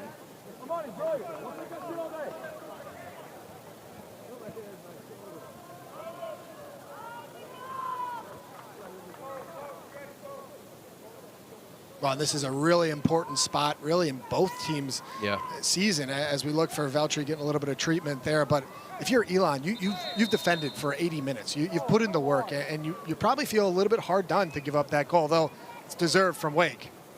Now, though, can you reset and find a way to see out these last 10 minutes, if you're not going to find a winner, to at least take a point on the road, because it would be a good result for Elon. On the flip side, Bobby Musa has been waiting for his team to find the moment that really awakens them on the season. Can that be the play from Baba Niang? A really well-worked goal, a really well-worked team goal, and a good finish. Now you have 10 minutes to go out and take it to what could be a springboard to finding their way and really having a success throughout the fall. See, all the games have been tight for Wake this fall.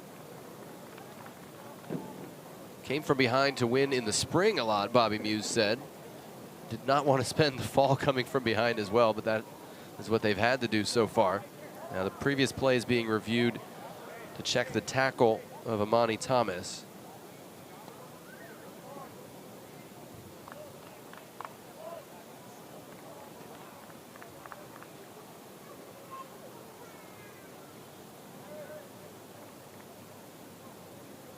So Christopher Spivey telling both benches no change to what was called on the field.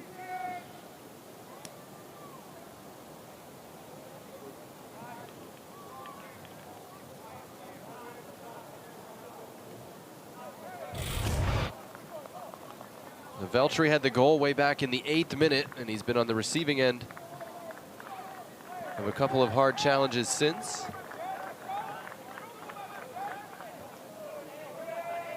Bleeding from his ear, it looked like.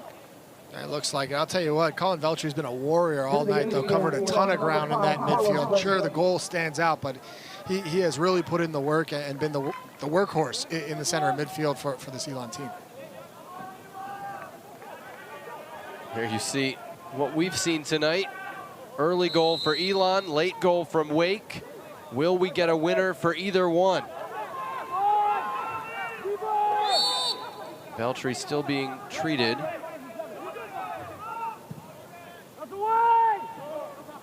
They were allowed to replace him, so it is 11 against 11.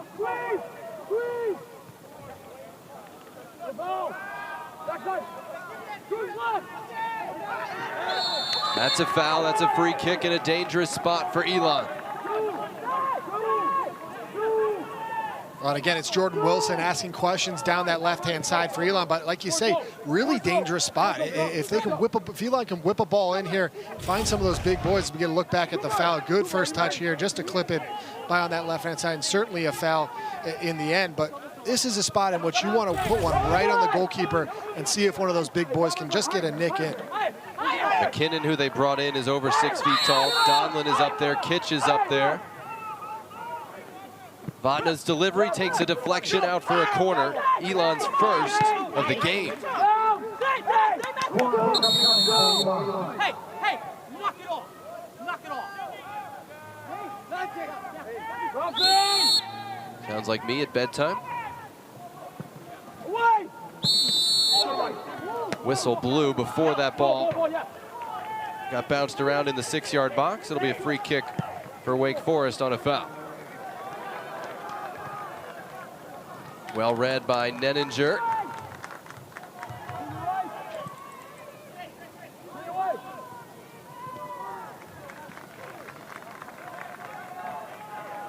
Eight minutes and change to go here. We can tell Wake Forest attitude, Patty.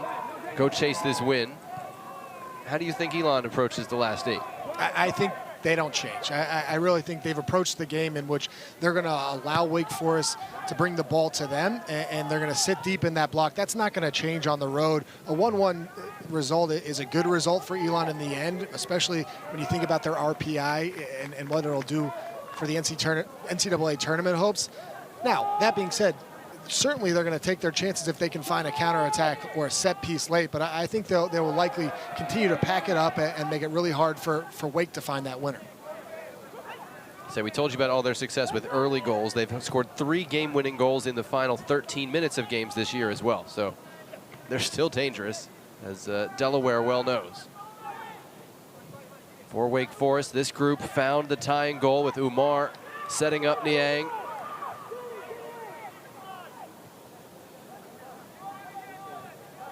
This is Umar again. Broken up by Vatna and just bangs it forward.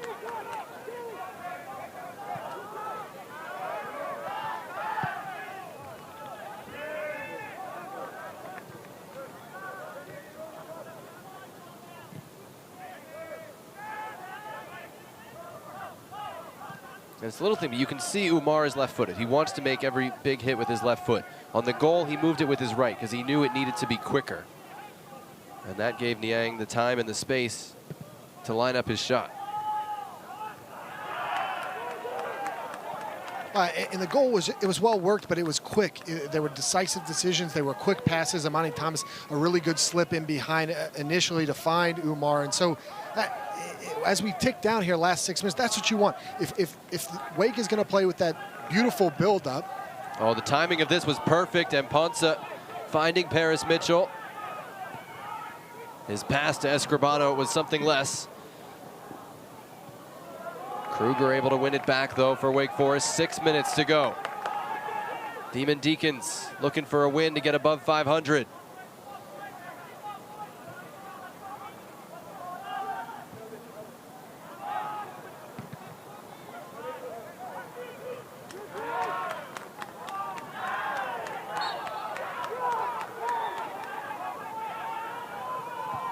Strumston tried to play that early, and Carlos Levy, who's usually a center back, but is playing midfield because they didn't have anyone else available to re-enter when Veltri got hurt, wasn't making the run.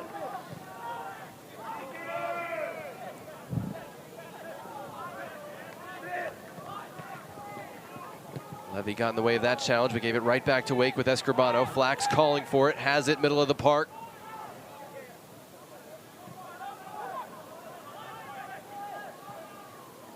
Borso takes a step, goes end line, played it low. And Wroblewski couldn't handle it cleanly. That was dangerous. Under 5 minutes to play as Wake puts it back in.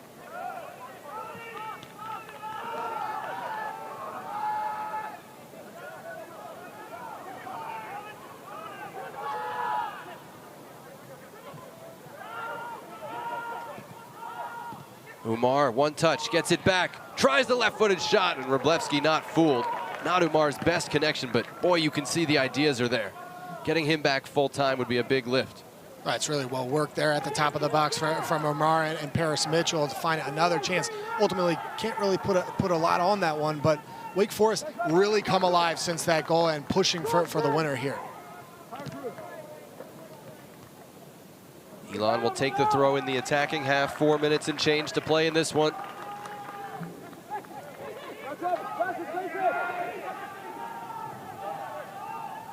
They're bringing up some of the targets here for Ryan Mana's long throw.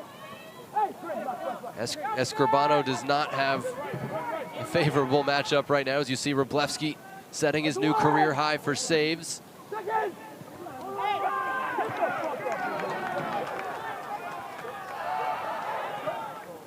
Paris Mitchell was calling for it. He was offside by a few yards at that point.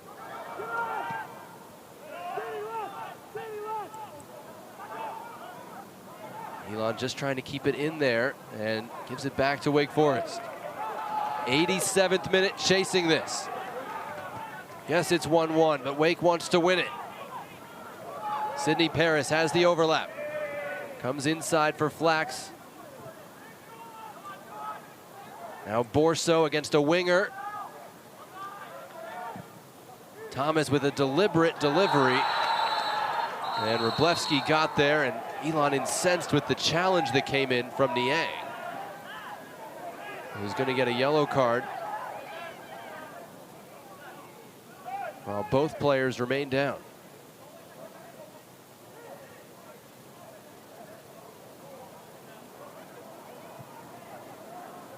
A yellow card has been assessed on Wake Forest, number 10, Baba Niang.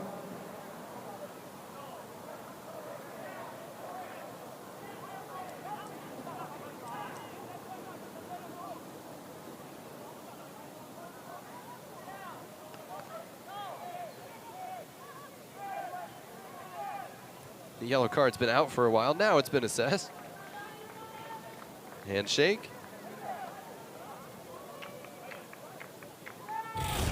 It's just a little bit late and a little bit clumsy here from Baba Niang. It's a good take there from Wroblewski, and certainly late, and a little bit of a collision there, head to head. You got to say, the center referee, Christopher Spivey, was right in there to de-escalate the situation, did a really good job not to allow that one to bubble over as the emotions run high.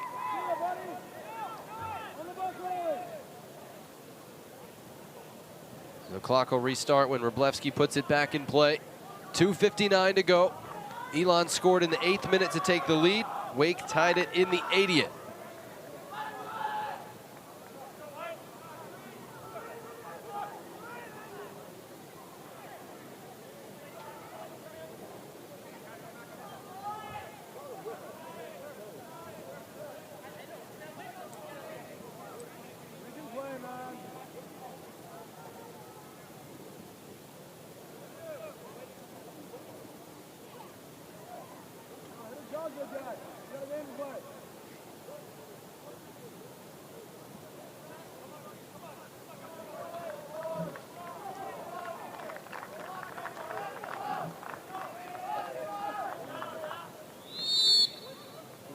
All right, well, now we're ready to go. Don't know what the holdup was. But we're off and running in the final 3 minutes here. Vatna chasing this one. Veteran Norwegian. Didn't have a lot of targets to aim for. Now he's off the field 40 yards behind the play. Paris skipping past a couple.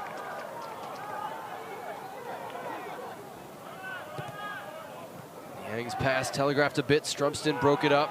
Umar wins it back for Wake Forest.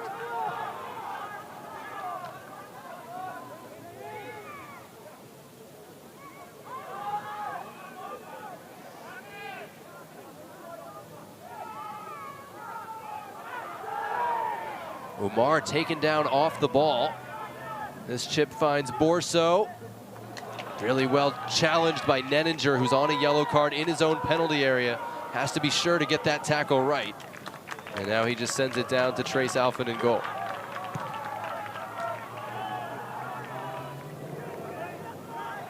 Minute 45 to play. Borso, little 1-2 with Niang, didn't get the return pass.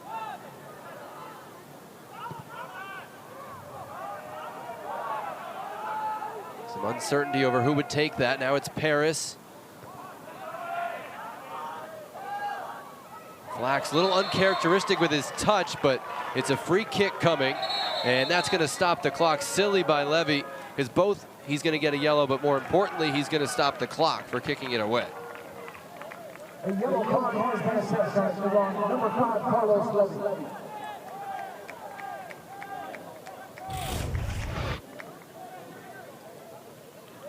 Just a little poke in the end from Flax. Leaves that trailer in to find the free kick, but Levy with the little frustration poke. This is a good opportunity, though, for Wake Forest here in the last 90 seconds. Get some bodies forward. See if you can clip a ball in here and get it to drop in the box. That's where you're going to find the chance here.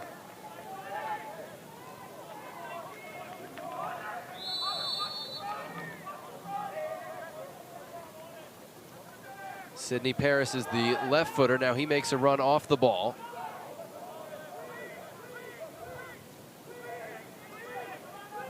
Flax and Amponsa exchanging passes.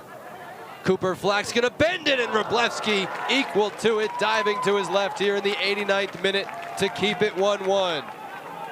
I'm not sure if that was the plan with this free kick, but it works out in the end. Finds Cooper Flax, and this is a really good effort, trying to bend it to that far post, and a good save from Thomas Wroblewski through traffic to find the ball and make the catch. I say we've seen Flax do that before. Wake on it again here in the final minute. Paris with a handful of McKinnon's shirt. Now Borso. Cross came in low, nobody in green attacking it. And Niang, that's gonna be a red card for Baba Niang. That's his second yellow. And he is gonna miss the game against Clemson on Friday. That is a big mistake.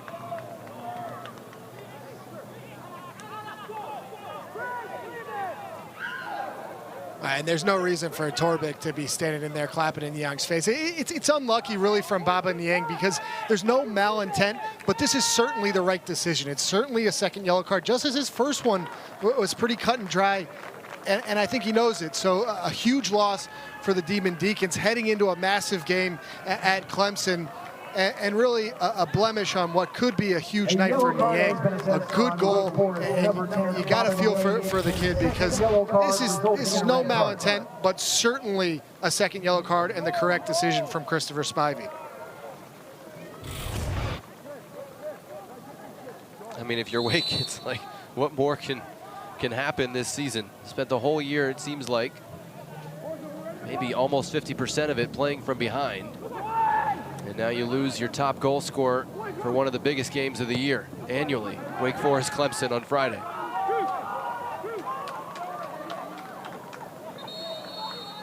Clock will be stopped as the ball was hooked out of play and no replacement was readily available. And now we've got too many.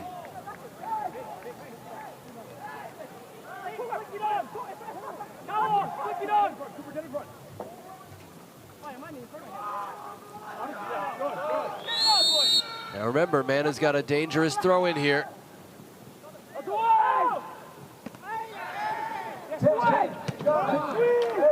Wake Forest able to deal with it. 5, 4, 3, 2, and come from behind for a 1-1 tie against Elon tonight. We wanted a terrific midweek matchup, and we got a really competitive one